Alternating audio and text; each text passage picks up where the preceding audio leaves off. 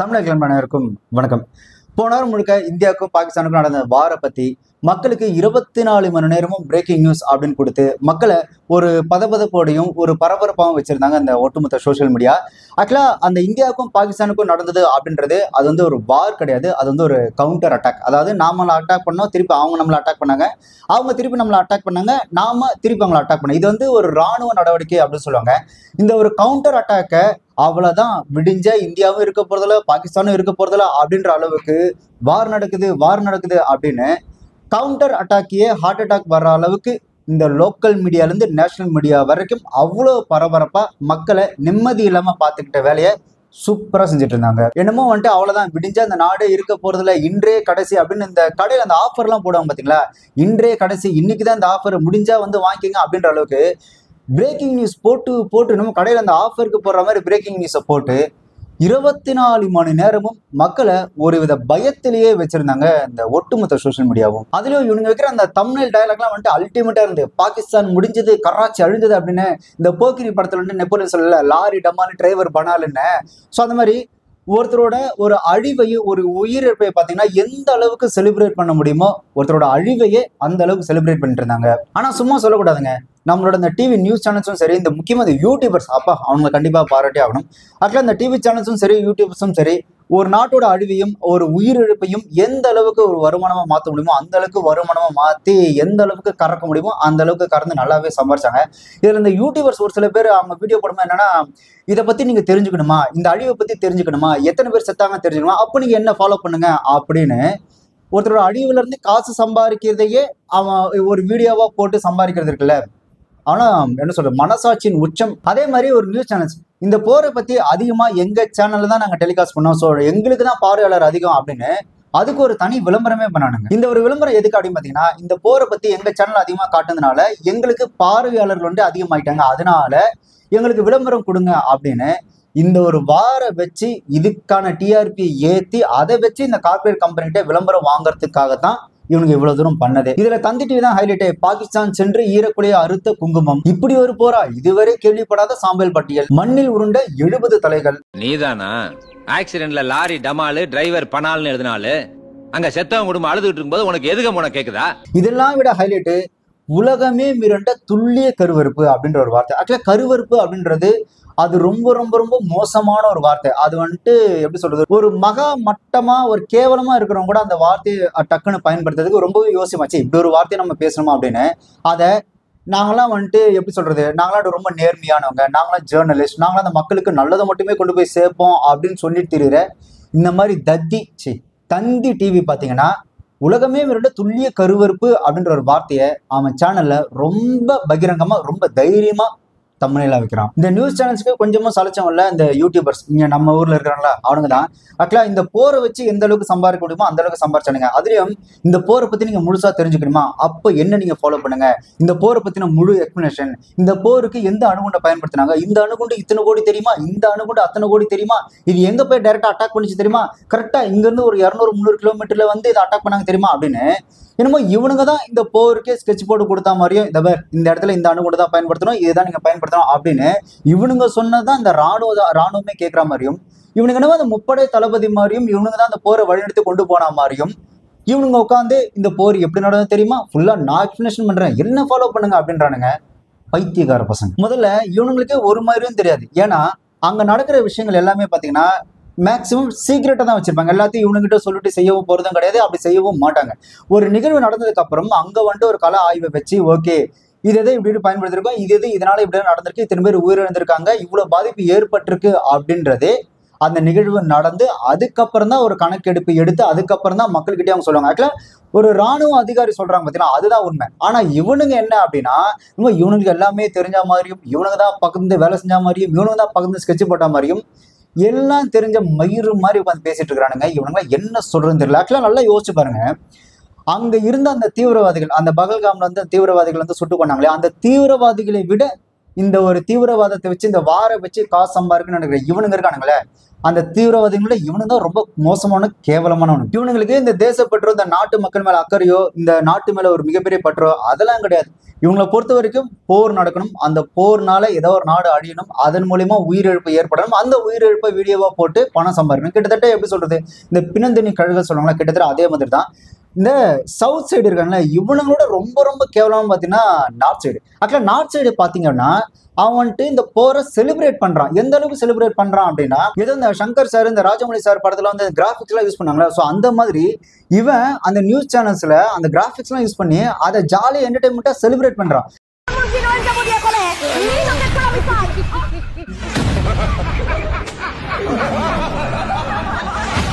भारत का ये हेलीकॉप्टर अब पहुंचा है गुजरात के आसमान की तरफ, जो आपको बताएगा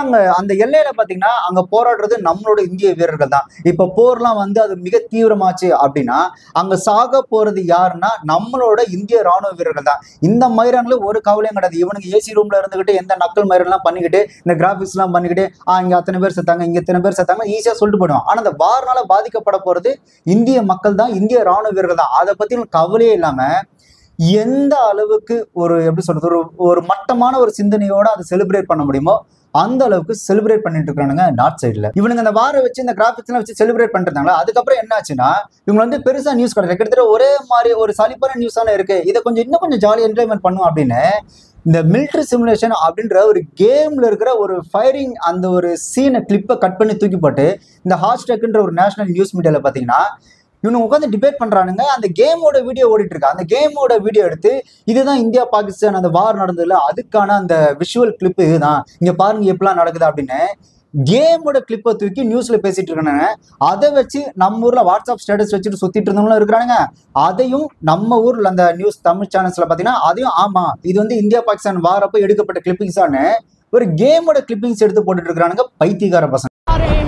ये भारत का बड़ा पलटवार है। हम ये भी नहीं अभी शेयर करेंगे कि ये किन इलाकों से फायर की गई है, लेकिन समझ लीजिए कि पाकिस्तान की मौत बनकर, पाकिस्तान का खात्मा बनकर, पाकिस्तान का अंत बनकर भारत का पलटवार अब आसमान में बरस रहा है। अंजना, बहुत सारे इलाकों से बहुत चिंताजनक खबरें भी आ रही हैं, क्योंकि पाकिस्तान ने अपने आतंकियों को भी एक्टिवेट कर दिया है। सुरक्षा के ठिकानों पर हमले அதே மாதிரி யூஎஸ்ல இருக்க அந்த பிலடெல்பியா அப்படின்ற ஒரு பிளேஸ்ல பாத்தீங்கன்னா ஒரு ஃபிளைட் கிராஷ் ஒன்று நடந்தது. அந்த ஒரு வீடியோ ஆக்சுவலா அது நடந்தது 3 மாசம் முன்னாடி. அந்த ஃபுட்டேஜ் எடுத்து இவனுங்க வாய்ஸை எடிட் பண்ணி சேர்த்துட்டு அவ்வளவுதான் பாகிஸ்தான் அதுக்கு பெகாவர் அப்படின்ற ஒரு பிளேஸை பாத்தீங்கன்னா இந்தியா வந்து சுக்குநூறாக்கிச்சு, அவ்வளவுதான் இந்தியா கிட்ட வச்சுக்க முடியுமா அப்படின்னு யூஎஸ்ல நடந்த அந்த ஃபிளைட் கிராஷ் ஆக்சிடென்ட்டை தூக்கி இந்த இந்தியா பாகிஸ்தான் வாருக்கு யூஸ் பண்றானுங்க. இதை வந்து நேஷனல் மீடியால இருந்து நம்மளோட இந்த தந்தி பாலிமர் இந்த ஜெயா நியூஸ் வரைக்கும் ஒரு சின்ன ஒரு கிராஸ் வெரிஃபிகேஷன் கூட அந்த செக் பண்ணாம அப்படியே எடுத்து போறாங்க. ஏன்னா இவனுக்கு தேவை நியூஸ் இம்மீடியட்டா தேவை. இந்த மாதிரி இம்மீடியட்டா நியூஸ் போட்டாதான் நம்ம வந்து ட்ரெண்டிங்ல இருப்போம், அந்த டிஆர்பி ரேட்டிங்ல வந்து நம்ம கொஞ்சம் முன்னாடி வர முடியும். அப்படி முன்னாடி வந்தாதான் நாம அந்த கார்பரேட் கம்பெனி கிட்ட வந்து விளம்பரம் வாங்க முடியும் அப்படின்றதுக்காக ஃபேக் நியூஸ் எங்க ஃபேக் நியூஸ் கிடைச்சாலும் எடுத்து போடுறது. அது என்ன சொல்றது ஒரு சில்லறத்தனமான ஒரு பிஹேவிங்கிறது இதுதான். இவனுங்களாம் வந்துட்டு நான் மட்டும் நடுநிலையா இருக்கிறோம் நேர்மையா இருக்கிறோம் அப்படின்னு இவங்க சொல்றதுக்கு தகுதியே இல்லாதவனுங்க. ஆனா இவனுங்க தான் நம்ம ஊரோட நம்பர் 1 நியூஸ் சேனல்ஸ். இதுல ரொம்ப எக்ஸ்ட்ரீமா ஒரு கேவலமான ஒரு மோசமான ஒரு விஷயம் எது அப்படின்னு பாத்தீங்கன்னா முகமது இக்பால் அப்படின்ற ஒரு பாகிஸ்தானிய தீவிரவாதியை நாங்க வந்துட்டு கொண்டுட்டோம். அவர் வந்துட்டு லஷ்கர் இ தொய்பாவோட கமாண்டர். அது மட்டும் இல்லாம அந்த புல்வாமா அட்டாக் இருந்தது இல்லையா, அதுல வந்துட்டு மிக மிக முக்கியமானவர் அப்படின்னு சொல்லி நேஷனல் மீடியா ஃபுல்லா ஒரு நாள் போட்டு அந்த முகமது இக்பால் அப்படின்ற ஒரு போட்டு கிழிகிழின்னு கிச்சாங்க. அவ்வளவுதான் இவர் தான் தீவிரவாதி, ஒரு தீவிரவாதி நாங்க கொண்டுட்டோம் பாத்தீங்களா, இதுதான் இந்தியாவோட பெருமை அப்படின்னு சொல்லி நேஷனல் மீடியா ஃபுல்லா அவரை பத்தி நியூஸ் போட்டிருந்தாங்க. ஆக்சுவலா இதுல என்ன ஒரு உண்மை அப்படின்னு பாத்தீங்கன்னா அந்த முகமது இக்பால் அப்படின்றாரு அவர் வந்து ஒரு பாகிஸ்தானியே கிடையாது, அவர் வந்து ஒரு இந்தியர். அதை விட முக்கியமா அவர் ஒரு ஆசிரியர். இந்தியாவோட அந்த பார்டர்ல இருந்த பூஞ்ச் நகர் அப்படின்ற இடத்துல இருக்கக்கூடிய ஒரு ஆசிரியர் தான் இந்த முகமது இக்பால் அப்படின்றவரு. ஆக்சுவலா அவர் வந்து ஒரு முஸ்லீம், அவர் வந்து தொப்பி போட்டிருந்தாரு, தாடி வச்சிருந்தாரு, அவரை கொண்டுட்டாங்க அப்படின்ற ஒரே ஒரு காரணத்துக்காகவே, அவர் ஒரு முஸ்லீம் அப்படின்ற ஒரே காரணத்துக்காகவே அவர் வந்து ஒரு தீவிரவாதி அப்படின்னு முத்திர குத்தி ஒரு நாள் முழுக்க லஷ்கர் இ தொய்பாவோட கமாண்டர், அது மட்டும் இல்லாம புல்வாமா அட்டாக்ல இவருக்கு ஒரு பெரும் பங்கு இருக்கு அப்படின்னு ஒரு ஃபேக்கான நியூஸை ஒரு நாள் ஃபுல்லா அதுவும் நேஷனல் மீடியால ஓடிட்டு இருந்தது. நேஷனல் மீடியால எது உண்மை எது பொய்ன்னு கூட தெளிவா ஆராயாம நியூஸ் போட்டா நாம தான் முதல்ல போடணும், நாம தான் முதல்ல அந்த பிரேக்கிங் நியூஸை போடணும் அப்படின்றதுக்காக ஒரு ஆசிரியரை, ஒரு இந்தியரை போய் அவர் தொப்பியும் தாடியும் வச்சிருந்தாரு, அவரோட பேர் முஸ்லீம் பேரா இருக்கிறதுனாலயே அவர் வந்து தீவிரவாதி அப்படின்னு சொல்றது எவ்வளவு ஒரு கேவலமான ஒரு விஷயம். ஆக்சுவலா இந்த பூஞ்ச் நகர் அந்த போலீஸ்காரங்க வந்து அவங்க வந்து வார்ன் பண்ணாங்க, இந்த மாதிரி நீங்க இவர் வந்துட்டு நீங்க தப்பா சித்தரிக்கிறீங்க, அவர் வந்துட்டு ஒரு இந்தியர், அவர் வந்துட்டு ஒரு ஆசிரியர், இவரை பத்தி நீங்க தப்பா சித்தரிக்கிறீங்க, இதே மாதிரி நீங்க தொடர்ந்து பண்ணீங்கன்னா உங்கள் மீது சட்டப்படி நடவடிக்கை எடுக்கப்படும் அப்படின்னு பூஞ்ச் நகர போலீஸ்காரங்க வந்து ஒரு ஓப்பனா ஒரு பிரஸ் ரிலீஸ் கொடுத்ததுக்கு அப்புறம் தான் இந்த நியூஸ் ஸ்டாப் ஆச்சு. இப்போ ஒரு நாள் முழுக்க அவர் வந்து தீவிரவாதி அப்படின்ற மாதிரி போர்ட்ரே பண்ணிட்டு இருந்தானுங்களே, இப்போ அது வந்து ஃபேக் அப்படின்னு தெரிஞ்சதுக்கு அப்புறம் இல்ல நாங்க தப்பா பண்ணிட்டோம், ஆமா இது வந்து தப்பான நியூஸ் தான் அப்படின்னு அது வந்து ஒரு மறுப்பு தெரிவிச்சு ஒரு வீடியோ பண்ணல, அதெல்லாம் யாருமே பண்ணவே இல்லை. இதே மாதிரி தான் இந்த சமீபத்துல மதுரை ஆதீனம் பேசினதும் ஆக்சுவலா அவர் வந்து சென்னைக்கு ஒரு காலேஜ் ஃபங்க்ஷன் பேச வரும்போது அவர் அந்த மேடையில் என்ன சொல்றாரு அப்படின்னா, நான் இங்க சென்னைக்கு வரும்போது என்ன வந்து கொல்றதுக்கு சதி நடந்தது அப்படின்னு சொல்லியிருந்தாரு. நீ கொலை செய்ய சதி பண்ணி விட்டாரு. தர்மியாதீனம் தான் அவருடைய ஆசி தான் நீ காப்பாத்துச்சு. மீனாட்சி சுந்தரத்தை பெருமான் தான் நீ காப்பாத்தினார். இந்த இடத்துல நிப்பனா பிரபலமான அவ்வளவு தூரம் நடந்தது நேற்று. என்ன இவர் இப்படி ஓப்பனா சொல்றாரு அப்படின்னு சொல்லி வெளியே வந்து அவர் பிரஸ்ல உட்காந்து கேட்கும்போது அவர் என்ன சொன்னாரு அப்படின்னா, என்ன வந்து ஆமா நான் சென்னைக்கு வரும்போது என்ன கொல்றதுக்கு சதி நடந்தது, அவங்க வந்து ஒரு முஸ்லீம் அப்படின்னு சொல்லி மதுரை ஆதீனம் சொல்லியிருந்தாரு. 2 பேருமே இஸ்லாமியர்லாம் வந்தாங்க, பிளான் பண்ணி வந்த மாதிரி தான் இருக்கு. சேலம் சென்னையில இருந்து ஏன்னா உங்களுக்கு வந்த வேகம் அப்படி இருந்தது. இன்னொன்று பேரிகார்டு இருக்கு, பிளஸ் கார்ல வந்து நம்பர் பிளேட்டே கிடையாது. ஸோ நம்பர் பிளேட் இல்லாதனாலதான் எங்களுக்கு வந்து சந்தேகமே ஏற்படும். சரி, இந்த முஸ்லீம் எதை வச்சு சொல்றீங்க அப்படின்னு கேட்டதுக்கு அந்த ஆள் ஒரு விளக்கம் கொடுத்தான், தொப்பி தாடி. தொப்பி தாடி, அதாவது தொப்பியும் தாடியும் போட்டிருந்தாங்களே அவங்க தான் என்ன கொல்ல வந்தாங்க அப்படின்ற மாதிரி அந்த ஆள் வந்து ஒரு ஸ்டேட்மெண்ட் கொடுத்திருந்தான். இதை வந்து போலீஸ் அந்த தமிழக காவல்துறை என்ன பண்ணிருக்காங்கன்னா, அவங்களாம் முன் வந்து அவர் வந்து கம்ப்ளைண்ட் கொடுக்கல, என்ன கொல்ல வந்தாங்க அவங்க நடவடிக்கை எடுங்கன்னு சொல்லி மதுரை ஆதீனம் கம்ப்ளைண்ட் கொடுக்கல. பட் இருந்தாலும் இந்த ஆள் இப்படி பேசுறதுனால நாட்டுக்குள்ள தேவையில்லாம் பிரச்சனை வரப்போகுது, கிட்டத்தட்ட ஒரு மத கலவரம் ஒரு வெறுப்புணர்ச்சி வந்துட போகுது அப்படின்னு இந்த தமிழக காவல்துறை அவர் வந்து சிசிடிவி ஃபுட்டேஜை செக் பண்ணா இவரை யாரும் வந்துட்டு என்ன சொல்றது, இவர் வந்துட்டு கொல்ல எந்த விதமான ஒரு மயிர் முயற்சியும் நடக்கவே இல்லை. ஆக்சுவலா ஒரு கூட் ரோடு, ஒரு 3 ரோட்ல இந்த ஆள் இவனுங்க வந்த கார் தான் அதிவேகமா போயிருக்கு.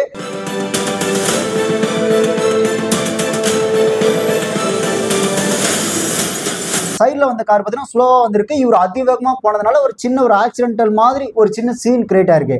அத இந்த ஆள் என்ன பண்ணிட்டான் அப்படின்னா, என்ன வந்து கொல்ல வந்தாங்க அப்படின்னு இந்த ஆள் ஒரு கதை கட்ட ஆரம்பிச்சிட்டான். ஏன்னா கொஞ்ச நாள் முன்னாடி தானே அந்த பகல்காம் அட்டாக் நடந்தது.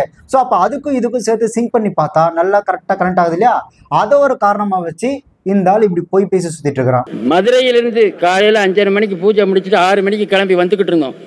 உளுந்தூர்பேட்டையிலேருந்து இப்படி திரும்புற இடத்துல நாங்கள் வந்து கொஞ்சம் பேரடி கார்டன் வச்சிருக்காங்க, அதை இடிச்சுக்கிட்டு நடுவை வந்து ஒரு இடி இடிச்சோன்னு நில குழஞ்சி போயிட்டோம். இப்போ அந்த ஆள் சொன்னது பாருங்களேன், இப்போ ஜென்ரலா இப்படி கூட சொல்லிருக்கலாமே, ஆமாங்க எங்களை யாரோ அட்டாக் பண்ணாங்க யாருன்னே தெரியலங்க அப்படின்னு சொல்லிட்டு கூட போயிருந்துருக்கலாம். ஆனா அந்த ஆள் எவ்வளவு நேக்கா பேசுறான் பாருங்க, எங்களை வந்து கொல்ல வந்தது 2 முஸ்லீம் நபர்கள் தான் அப்படின்னு சொன்னாங்க. நீங்க எப்படிங்க அதை சொல்றீங்க அப்படின்னு கேட்டதுக்கு அதான் சொன்னேன், தொப்பி தாடி அப்படின்றான்.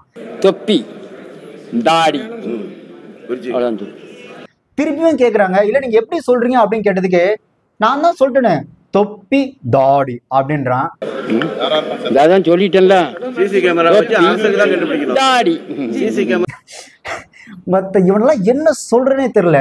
அதாவது ஒற்றுமை இருக்கிற அந்த மக்களோட மனசுல வந்துட்டு ஒரு வெறுப்பை விதைச்சு இதுதான் சாக்கு பகல்காம் அட்டாக்லாம் நடந்திருக்கு, இந்த நேரத்துல நாம இந்த மாதிரி ஒரு கான்ட்ரவர்சியை கிரியேட் பண்ணி 2 மதத்துக்கு நடுவில் ஒரு கலவரத்தை உண்டு பண்ணி விட்டு நம்ம பாட்டு ஜாலியா இருக்கலாம் அப்படின்ற மாதிரி தொப்பி தாடி அப்படின்றான். ஏன்டா ஒரு முஸ்லீம் பேரு ஒரு தொப்பி தாடி வச்சாலும் அவங்க வந்து தீவிரவாதிங்க தான், அவங்க தான் கெட்டவங்க தான் அப்படின்னு நீ முடிவு பண்ண அப்படின்னா இப்ப இவ்வளவு கேவலம் போய் சொல்லிட்டு சுத்தி இருக்கிற நீங்களே எந்த லிஸ்ட்ல வருவீங்க? எல்லா மதத்திலயும் நல்லவனும் இருக்கிறான் கெட்டவனும் இருக்கிறான், எல்லா ஜாதியிலும் நல்லவனும் இருக்கிறான் கெட்டவனும் இருக்கிறான், இந்த ஜாதியில இருக்கலாம் கெட்டவன், இந்த ஜாதிக்காரெல்லாம் நல்லவன், இந்த மதத்துக்காரன் கெட்டவன், இந்த மதத்துக்காரன் நல்லவன் அப்படின்னு யாருமே கிடையாது. எல்லாருமே மனுஷங்க தான், அவனுக்குள்ளே மனசு இருக்கு, அந்த மனசுக்கு அவன் இஷ்டம் மயிருக்கு ஏத்த மாதிரி அவன் நடந்துப்பானே தவிர இவனுங்கெல்லாம் கெட்டவனுங்க இவனுங்கெல்லாம் நல்லவங்க அப்படி கிடையவே கிடையாது. தன்னை சுத்தி நடக்கிற ஒரு நிகழ்வை சந்தர்ப்பத்தை தனக்கு ஏத்த மாதிரி பயன்படுத்திக்கிட்டு ஒரு குறிப்பிட்ட மதத்தின் மீது ஒரு மிகப்பெரிய ஒரு பழியை போட்டு, ஒரு தீவிரவாதி என்னை கொல்ல வந்தாங்க அப்படின்ற மாதிரி ஒரு மிகப்பெரிய ஒரு பழியை போட்டு மக்களோட மத்தியில ஒரு மிகப்பெரிய ஒரு வெறுப்புணர்ச்சியை ஏற்படுத்தி இவனுங்க வந்துட்டு எப்படி சொல்றது வெறி பிடிச்சு அலையறானுங்க. ஆக்சுவலா உண்மையா சொல்லணும் அப்படின்னா அந்த பகல்காம அந்த தீவிரவாதிகள் பண்ணானுங்களே அவனுங்களை விட ரொம்ப ரொம்ப கேவலமான கீழ்த்தரமானதான் அவனுங்க. அவனுங்களாவது தீவிரவாதிகள் தெரியுது, ஓகே இவனுங்க தான்ப்பா தீவிரவாதிங்க அப்படின்னு சொல்லி அவனுங்க அப்பட்டமா ஒத்துக்கிறானுங்க. ஆனா இவனுங்களா இருக்கிறானுங்களே கூடவே இருந்து நாங்களாம் ரொம்ப நல்லவங்க அப்படின்னு சொல்லிக்கிட்டு எந்த அளவுக்கு ஒரு வெறுப்புணர்ச்சியோட ஒரு வெறியோட நடந்துக்கணும் அவ்வளவு கேவலமா நடந்துக்கிறானுங்க. ஆக்சுவலா நம்மள தீவிரவாத கிட்ட இருந்து நம்மளோட இந்திய ராணுவ வீரர்கள் காப்பாத்துறாங்க, ஏன்னா அவங்க ரொம்ப திறமையானவங்க. ஆனா அதை விட ரொம்ப முக்கியமானது இந்த மாதிரி கேடு கட்டங்கிட்ட இருந்து நம்மளோட மக்களை முதல்ல காப்பாற்றணும். இவனுங்களாம் பாத்தீங்கன்னா இந்த சமுதாயத்துக்கு ஒரு மிகப்பெரிய ஒரு கேடு. ஆக்சுவலா மனித குலத்துக்கு எதிரான ஒரு மிகப்பெரிய ஒரு குற்றச்செயல்கள் தான் இவனுங்க பண்றது. நம்மளோட நாட்டில் நடக்கிற ஒரு போரை வச்சு ஒரு மிகப்பெரிய வருமானம், அதை வச்சு ஒரு லாபம் அடையலாம் அப்படின்னு பாக்குறதுன்றது ஒரு ரொம்ப மட்டமான ஒரு விஷயம். ஆக்சுவலா ஒரு போர் நடக்குது அப்படின்னா அதுல வந்துட்டு ஆமா போர் நடக்கணும் அப்படின்னு ரொம்ப விருப்பப்படுறது யாரு அப்படின்னு பாத்தீங்கன்னா இந்த ஆயுதங்களை சப்ளை பண்றாங்க இல்லையா, இந்த அணு ஆயுத தயாரிக்கிறவங்க இந்த ஆயுதங்களை சப்ளை பண்றாங்க, அவனுக்கு தான் ரொம்ப விரும்பானுங்க. ஏன்னா அந்த போர் நடந்தாதான் அணுகுண்டுகள் காலியாகும், அதுக்கப்புறம் இவனுக்கு புதுசா சப்ளை பண்ணுவானுங்க, அதனால இவனுக்கு ஒரு வருமானம் கிடைக்கும்.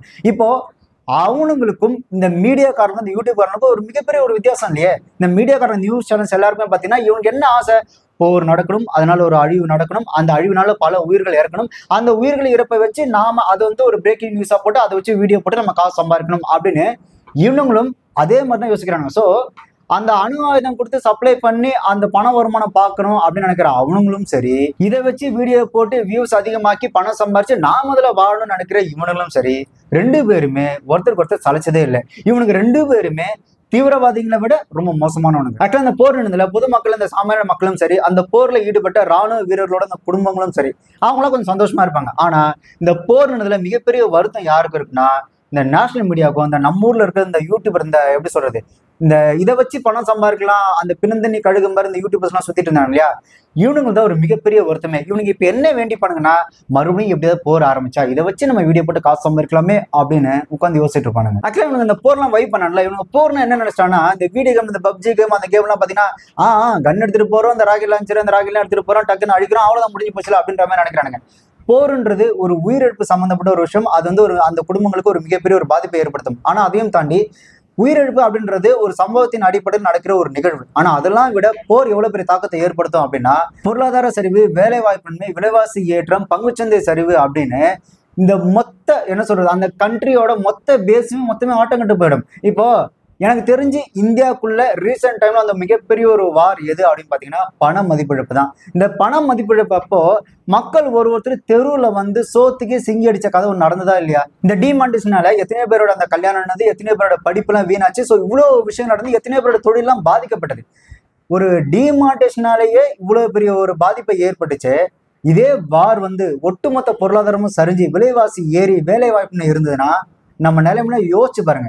போருன்றது செலிப்ரேட் பண்ற ஒரு விஷயமே கிடையாது. அண்ட் அதே மாதிரி அப்ப அதுக்காக நான் மட்டும் அவங்களை அப்படியே விட்டுறதா அப்படின்னு கேட்டீங்கன்னா நல்லா யோசிச்சு பாருங்க. உயிர் அப்படின்றது எல்லாருக்கும் ஒண்ணுதான். அது இந்த நாடா இருந்தானே அந்த நாடா இருந்தானே அதே மாதிரி வலியும் எல்லாருக்கும் ஒண்ணுதான், சேதமும் எல்லாருக்கும் ஒண்ணுதான். நீங்க அதை யோசிச்சீங்க அப்படின்னா ஒரு போருக்கான விளைவு என்ன அப்படின்றது உங்களுக்கு தெளிவா புரியும். அதை விட்டுட்டு வைப் பண்றதுக்கு என்டர்டைன்மெண்டா இருக்கு, வீடியோ போறதுக்கு ஜாலியா இருக்கு அப்படின்னு இந்த போரை ஆதரிச்சு வைப் பண்றது இருக்குல்ல, அது உங்க மூஞ்சில நீங்களே காரி துப்பிக்கிறது சமம். அதே மாதிரி இந்த போரை வச்சு இதுல ஒரு வருமானம் பார்க்கலாம், இதுல ஒரு லாபத்தை பார்க்கலாம் அப்படின்னு இந்த பொய்யான செய்திகளை பரப்புறது இருக்குல்ல, அது சரிப்படுத்தி சாலையில முக்கி உங்க மூஞ்சில நீங்களே அடிச்சுக்கலாம். அதுக்கு ரொம்ப தகுதியானவனுங்க நீங்க. அதுக்காக இந்த தேசப்பற்று இல்லையா அப்படின்னு லூசனமாலாம் கேட்கக்கூடாது. ஆக்சுவலா முதல்ல மனிதம், மனிதத்துவம், அதுக்கப்புறம் தான் இந்த மொழிப்பற்று, நாட்டுப்பற்று, தேசப்பற்று எல்லாமே. உயிரும் வலியும் எல்லாருக்கும் ஒண்ணுதான். நமக்கு வந்தாதான் ரத்தம், அவங்களுக்கு தான் தக்காளி சட்னி அப்படின்ற முட்டாள்தனமான பேச்சு இருக்குல்ல, அது ரொம்ப கேவலமானது. அதே மாதிரி எல்லையில அந்த போர்ல ஈடுபடுற அந்த ராணுவ வீரர்கள் நம்மளோட சகோதரர்கள் தான். நம்ம குடும்பத்துல ஒரு அண்ணனோ தம்பியோ ஒரு அப்பாவோ யாரோ மாதிரி நாம யோசிக்கணும். நல்லா யோசிச்சு பாரு, நம்ம வீட்டுல இருக்க ஒரு அப்பாவோ அண்ணனோ தம்பியோ போர்ல ஈடுபட்டு இருக்கும் போது நீ இப்படி உட்காந்து வைப் பண்ணிட்டு இருப்பியா, இல்ல இப்படி உட்காந்து நீ வந்துட்டு ஜாலியா ரீல்ஸ் பண்ணிக்கிட்டு இந்த ஜாலியா வீடியோ போட்டுக்கிட்டு இந்த மாதிரி பொய்யான செய்தியில பரப்பிட்டு இருப்பியா? நீ என்ன யோசிப்ப? அவர் எப்படியாவது இந்த போர் முடிஞ்சு நல்லபடியா வீட்டுக்கு திரும்பி வரணும் அப்படின்ற எண்ணம் மட்டும்தானே உனக்குள்ள இருக்கும். உங்க அண்ணனும் உங்க அப்பாவும் உன் தம்பியை ஈடுபட்டு இருந்தா. ஆனா இதுல யாரோ ஒருத்தங்க ஈடுபட்டு இருக்காங்க அப்படின்ற ஒரே காரணத்தான நீ அதை உட்காந்து வைப் பண்ணிட்டு இருக்கிற. ஆக்சுவலா இதெல்லாம் வந்து தமிழக அரசாங்கமே முன் வந்து இவங்க மீது ஒரு சட்டப்படியான நடவடிக்கை எடுக்கணும். முக்கியமா இந்த மதுரை ஆதீனம் மாதிரியான ஆட்கள் மீது இவங்க மீது சட்டப்படி நடவடிக்கை எடுக்கல அப்படின்னா இது இன்னும் தொடரும். இதனால ஒற்றுமையா இருக்கிற மக்களோட மத்தியில இந்த வெறுப்புணர்ச்சியும் எப்படி சொல்றது சமூகத்தில் ஒரு மிகப்பெரிய ஒரு சீர்கேடு ஏற்படுறதுக்கான வாய்ப்புகள் நிறையவே இருக்கு. அதனால தயவு செஞ்சு இந்த அரசாங்கம் இவங்க மீது நடவடிக்கை எடுக்கிறது அப்படின்றது இந்த மாநிலத்தோட இந்த தேசத்தோட ஒற்றுமைக்கு ரொம்ப ரொம்ப நல்லது.